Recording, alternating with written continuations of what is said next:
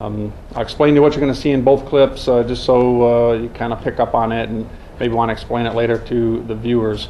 In this first clip here, this is the initiating officer's cruiser, and obviously he's right behind the suspect vehicle.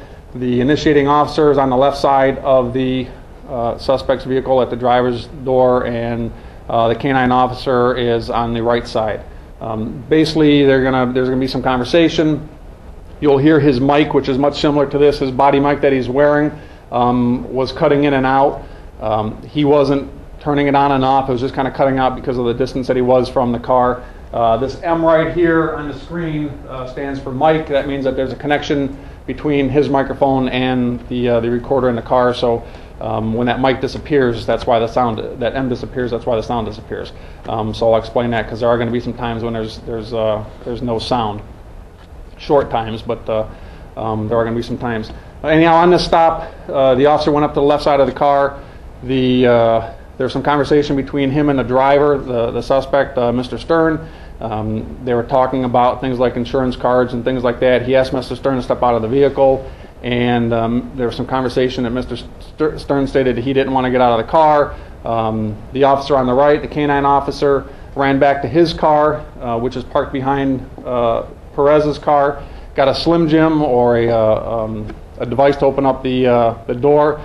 The plan was that he was going to try and get into the car. Obviously, they knew at that point that they didn't want him driving away, and they were going to do a couple of things, hopefully get inside the vehicle and keep him from driving any further. When the officer went back to his car to get the Slim Jim, he got back up to the right passenger side of the suspect's vehicle.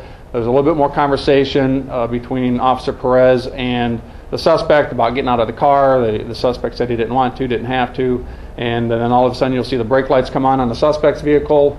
Officer Perez then took his flashlight in an attempt to break out the window. He hit it one time, it didn't break. He hit it a second time. He broke the driver's side window that time, and had planned on doing something to get the driver to stop the vehicle. However, the driver took off. Their options there at that point were to either stand there and do nothing, or to try and intervene and get the suspected impaired driver off the road. They got in their cars. They followed the suspect vehicle as it turned, made a right-hand turn heading on Cooper Foster Park Road, and their speeds were approximately 50 to 60 miles an hour. You'll see toward the end of the video, just prior to impact with the victim's vehicle, that the suspect vehicle kind of pulled away from the police car and increased his speed. So you'll be able to notice that. Car 110, after the impact, pulled up, and his car captures the suspect's vehicle rolling over and coming to final rest.